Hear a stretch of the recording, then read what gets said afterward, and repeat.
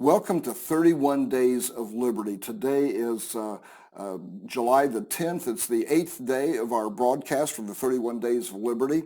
And I'm Pastor Gordon Brubaker of Living Faith Ministries and of Kaiser, West Virginia. And we are bringing the living Word of God into your life. We're looking at this of 31 Days of Liberty, and our topic is the United States a nation submitted to God?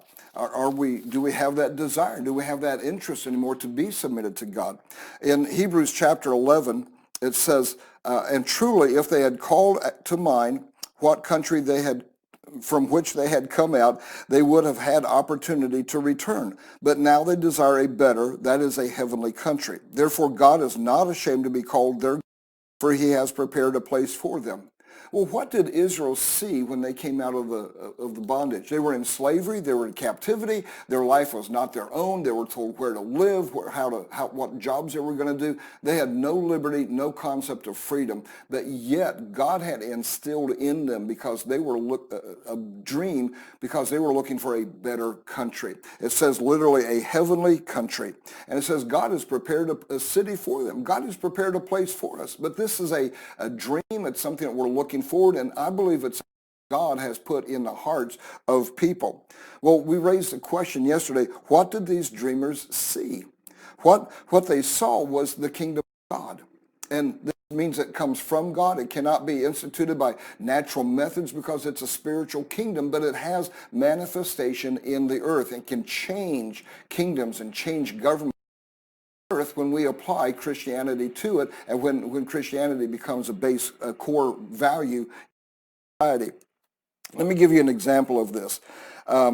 President Franklin Delano Roosevelt, in February of 1943, said this: the principle on which this country was founded and by which it has always been governed, Americanism, is a matter of mind and heart.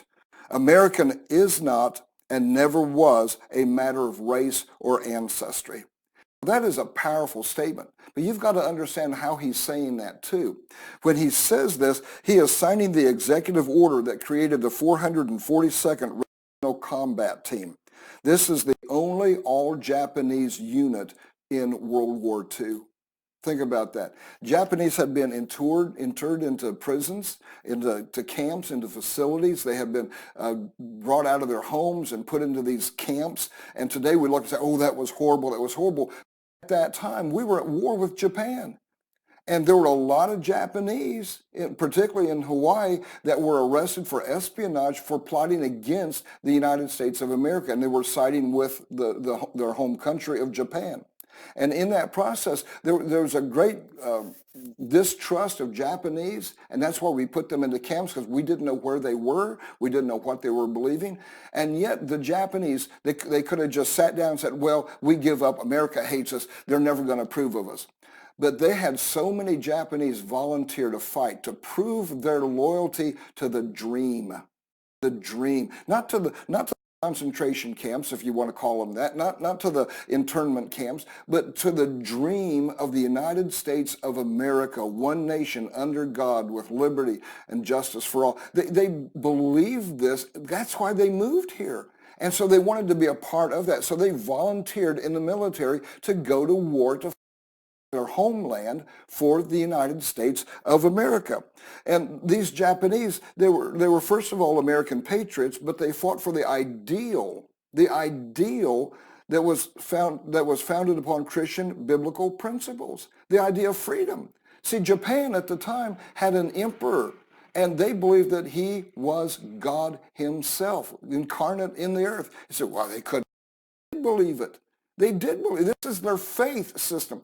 And so they had to make a determination as to what God they would serve, whether it would be the Emperor of Japan or whether it would be the God of liberty and the God of... And they chose the God of liberty. They chose Yahweh. They chose the Jewish Christian God because only that God had set them free. Only that God had given them an opportunity to find and discover a heavenly kingdom. And they were for the ideal, for the dream. There were a lot of blacks that fought in World War II, and there were black regiments and black units, and they were powerful units. They they won major victories, and just like the 442nd Regiment Combat Team of the Japanese, all kinds of honors and medals. There was a black regiment in the Civil War from the North, and they fought. The film Glory is based on the true story of that black regiment, and they fought valiantly, and they fought for a dream. They fought for an ideal. They weren't rebellious, but they were fighting to structure the dream of the United States of America founded upon Christian principles. Freedom is such an awesome thing, and when you really get a hold of it, oh, it compels you to seek that heavenly country, because it is a country, a city that is given to us by God. I'll close this morning with this. Mark Twain said, "We are called the nation of inventors," and we are. We could still claim that title and wear its loftiest honors if we had stopped with the first thing we ever invented, which was human liberty. People forget about this. When the United States of America was formed, everything was a king. Everything was absolute rule. People had no freedom, no liberty to make decisions for themselves. And when they came to the colonies over here, they were given freedom because England just wanted them out. A lot of Europeans just wanted us out. They wanted the religious kooks, the religious nuts out. And so they came. And in the South, it wasn't quite this way, because they were very stoked into authority and to the regime of kings and dukes and princes and all this stuff. But in the North, they founded their societies upon the Bible, and they found liberty, and they found freedom. And this is the foundation of what I believe is the true United States of America. I'm Pastor Gordon Brubaker of Living Faith Ministries in Kaiser. We're glad that you shared with us, and we hope you join us this coming Monday for our 9th day of broadcast. God bless you.